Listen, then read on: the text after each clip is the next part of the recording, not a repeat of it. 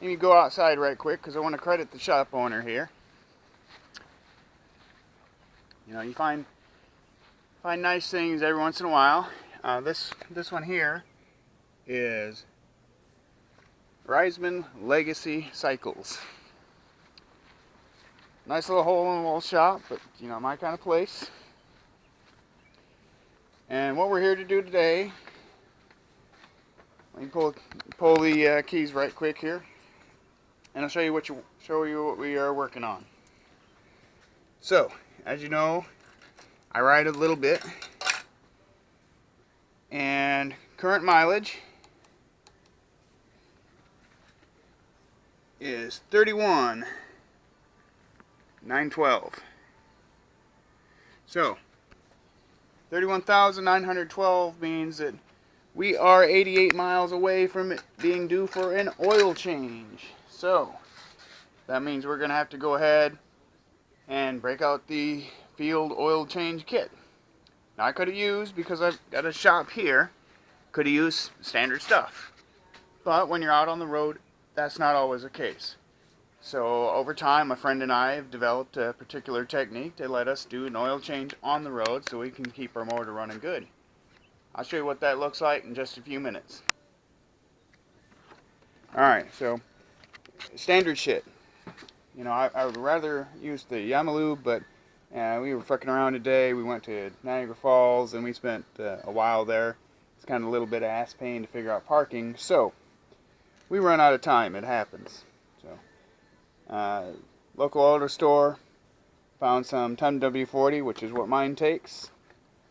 Found the equivalent oil filter, which is helpful. Went down to Walmart, and that's where the special part of this project comes in play. Rubbermaid tag along. Oh, look at that. Holds a gallon. Two of these come in, and if you know the Star1300, you know it only holds 1 quart. And the very last piece I need is a wrench with a lovely 17mm on it. Makes life real simple. The only other specialty tool I may need, depending on how hard the oil filter is on, would be removing the belt I carry as a standard. Get a little extra tension, break it free, off the oil filter comes. But we'll show you what that looks like. As you can see, the pan slides right underneath. Put the tool on and turn it loose. You can let it drop right in the pan. That's okay. Oil's going to be a little hot because I just ran it. And when that's done, then you take the tool off, shift it forward, and you come right here. And you take the oil filter off, and you can drop that right in the pan too, and just let it drain for a few minutes. And then life is good. Draining right out right now, and life is good. So just a few minutes, that'll completely drain out. We'll replace that and we'll call it a day.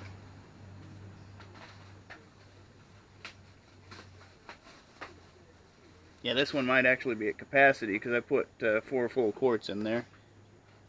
But usually it's only 3 3/4, which makes life a little easier. So that drains out. Thank you, sir. And that's filled just a little bit. But remember, if you ever work in another man's shop, don't be a dick. Fucking wipe anything up you spilled. Fucking own that shit and make it look like it was before you showed up.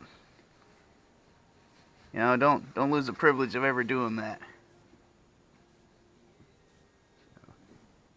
Yeah, we'll let that finish draining out. And when that's done, then we'll shift forward to the front and we'll take care of the rest. Alright, in this case I cheated a little bit. I actually drained this into here early because I'm in somebody else's shop. If I was on the road, I would have also taken off the oil filter, dumped that in there, and then using a funnel, put this used oil back in the empty containers after I filled the motor up again. So, minor detail. But the same principle still applies. Just don't dump your shit anywhere, you know. Don't be an asshole and super tight your friggin' oil filter, because that's a fucking, that's an ignorant noob thing to do, you know. You know, And it shouldn't be any harder to remove than it was to install. And you really shouldn't have a fucking tool on it to install it. You can get in a lot of trouble doing that because you can super tight it. You know, in this case, had it tightened up any more, I would have made it easy. I carry a leather belt for a reason. It is just thin enough to fit around the filter. And when it fits around the filter, I can get a little extra purchase. Boop, off it comes. Because sometimes it cinches up a little tight going down the road. The last thing, of course, is one of the most important things. Never put a rubber gasket on dry. That's a bad idea. That's looking for an ass whipping to happen down the road in a place you may not know anything about. Because it's just rubber. If you tear this one piece, you can shit can your whole motor if you're not paying attention. Yeah. We won't mention any Harley Davidsons dripping oil over 6 states in the southeast of the U.S. last year. You know, that secrecy is just one of the many services us metric riders on occasion offer our HD fellows.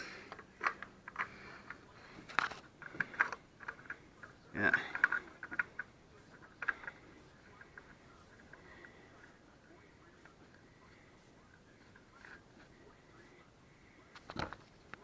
Alright. And just like before, it goes on with the hand, and it goes on a little extra. Maybe another, half to 3/4, depends on the model, know your shit.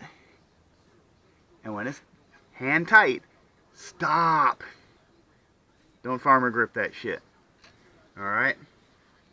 When that part's done, you just gotta take a rag and you gotta clean off this underside, because what you're gonna do after a day or after a few minutes, depends on who you are, you're gonna come under here and you're gonna look for leaks. And if you're a dumbass and you didn't clean up the leak that happened here from when the oil filter was removed, you're going to think, oh, my shit's leaking. Maybe. Is it? So you have to start with something that's dry and clean underneath so you know the answer to that question. Alright. The rest of this on a Star1300 is pretty easy.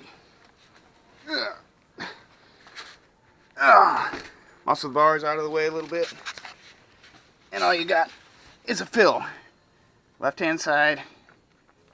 Hand tight. No stupid tools. And then you just got to pour it intelligently so you don't spill it all over the engine case.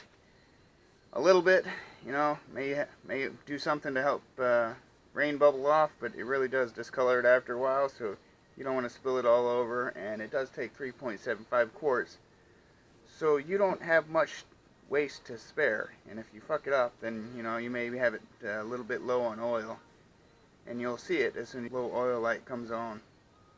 So take care of the oil, bike will take care of you. You keep on going down the road thousands of miles. And that is 3.75 put back in and cleaned up, and there's only one test left to run. Fire it up, check for leaks.